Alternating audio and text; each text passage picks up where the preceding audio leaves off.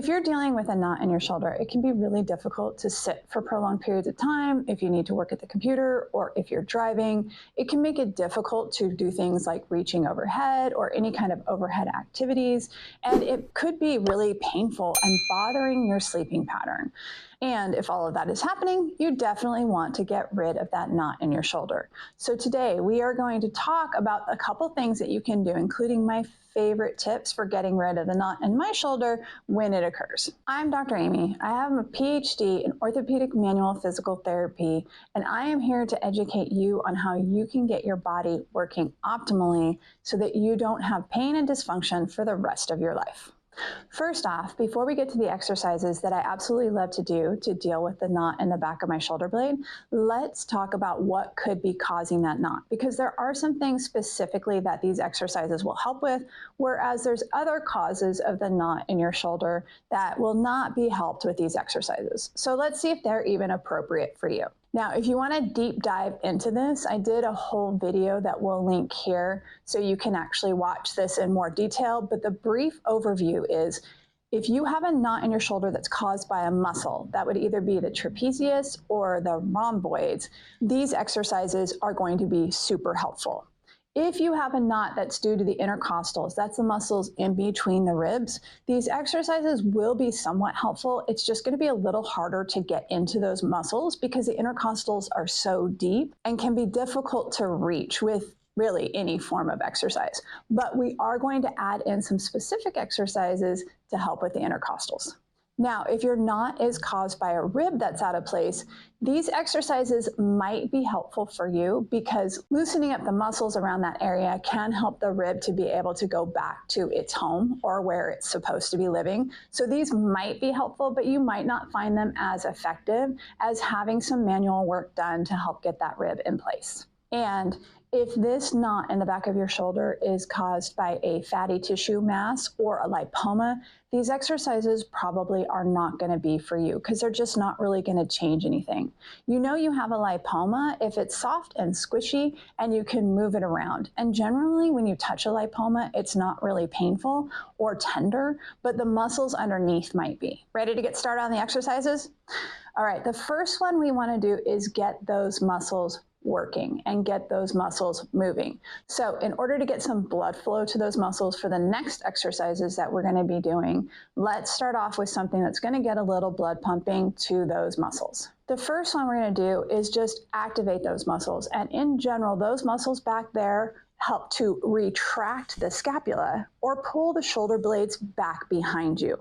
So when you retract your scapula, you can see that my chest comes forward and my shoulder blades come back behind me. And this is exactly the exercise that I want you to do.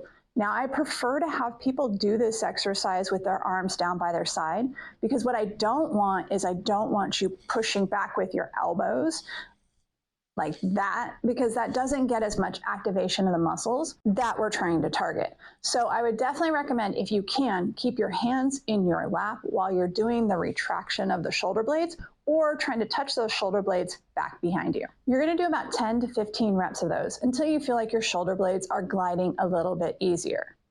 Now, the caveat to that is if you feel like I can't get it, it's so tight back there, those aren't moving, then you can go ahead and use your elbows to be able to squeeze back behind you like this. Now, it is kind of an assisted technique, so it's not my favorite, but sometimes to get those shoulder blades moving, if they're really, really stuck, using the elbows can be really helpful.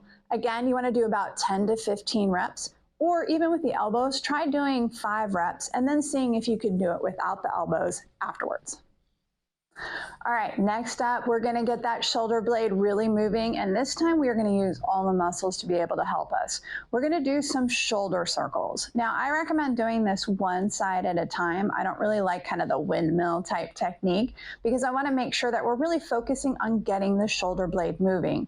When the shoulder blade or the scapula is not moving correctly, and you try to do a circle, what will happen is as you come back, this shoulder will come really far forward. We want to make sure that as you're circling around and as that shoulder blade is coming back behind you, that you're actually getting a lot of good movement through there. So you want to feel like, okay, that shoulder blade is actually moving while I'm doing that.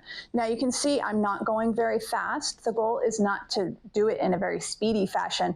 The goal is to make sure that you have that full range of motion. Now, if you have any pain while you're doing this, obviously you're going to have to limit that range of motion if the shoulder gets irritated or if the shoulder blade gets irritated. You may have some soreness in the muscles in the back of your shoulder as they're getting moved around, kind of like you had a workout. That's okay. But if it reproduces your pain in any way, limit the motion so it's one you can do pain-free. This one you want to do 20 reps on each side and you want to do 2 sets. It's okay to use a tennis ball or even another ball, but I find racket balls to be small and yet firm enough to really get into those knotty areas. So what you're going to do is you're going to put the racket ball on the wall inside your shoulder blade. And then you kind of got to roll it around a little bit because you want to find that spot that feels like, ooh, it's going to hurt so good. Okay, it's not like, ow, it's sending numbness and tingling into my hand or anything like that. It just really hurts so good. So what you're gonna do now is you're gonna move your arm up and down, up and down. That's going to allow the muscles to move over the racquetball and get a little bit of massage into them. The other thing you can do is bring your arm side to side. Now, some people feel like this motion is a little bit more effective. Some people prefer the up and down. Whichever one you feel like is getting the best motion for you is how I want you to start. But I do want you to start with an active motion. Once you've done that and kind of got it loosened up a little bit, you can get on that knot and you can actually move your body a little bit. Now I'm going to do more of a movement so you can see. It would be like this movement side to side. But you're only going to do a little bit because when I do that much, the racquetball actually rolls off the knot and it's not even getting the right spot. So you want to make sure that you just do a little bit of a motion side to side. And it's really slight, but this is what I'm doing. I'm going side to side, just like this. You can do the same thing going up and down. So you're going to do a little mini squat here and you're going to go down and up, down, and up. Now again, that's actually a bigger motion than what I would do if I was trying to get that knot. So it would be a smaller motion like this. So it's a little mini squat. It shouldn't cause any problems with your knees or anything like that. You're not trying to see, how far down you can get because obviously the ball would roll off and it wouldn't be really effective anyway. So these you're going to do about 10 to 20 reps if you're doing the mini squats or the side to sides. Again, you're just getting everything loosened up so that that knot can help release itself. Before we get to our last exercise, I just want to explain that the knot is a hyper-irritable band of tissue. So what that means is the muscle has muscle fibers. They contract and they relax. They contract and they relax. And what happens when it's knotted up and you feel like it's like scrunched up together, it's stuck in that contracted state.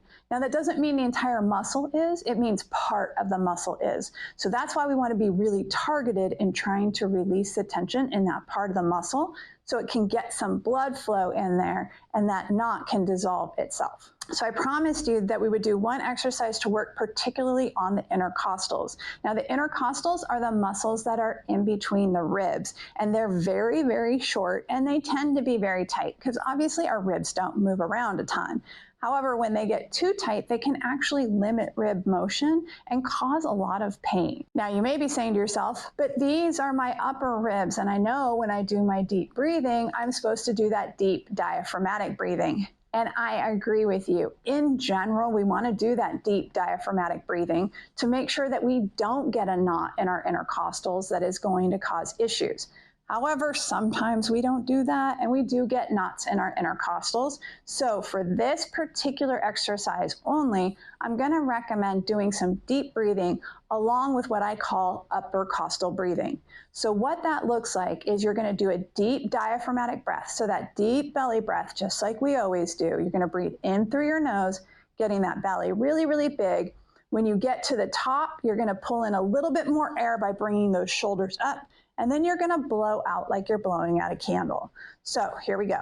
Deep belly breath. A little bit more.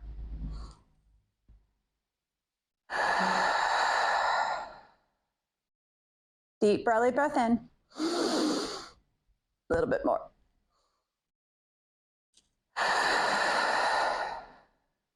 Now, I actually wouldn't usually do this in standing. I would do this usually laying down on the floor or in sitting. That way, if you get a little lightheaded or anything like that, you don't feel like you're gonna fall down. That can be a little bit difficult, right? So I would recommend doing it laying on your back or in sitting, so that way you feel nice and comfortable. And I would do about 10 breaths to really help get those intercostals moving well. There you go. Our top tips to deal with that knot in your shoulder blade and help eliminate it for good. If you'd like more detail about what's causing the knot in your shoulder blade, then I'm going to recommend you check out this video here. And out of the exercises we presented today, which one was your favorite? I'd love for you to drop a comment and let me know. And of course, like this video so other people can find it too.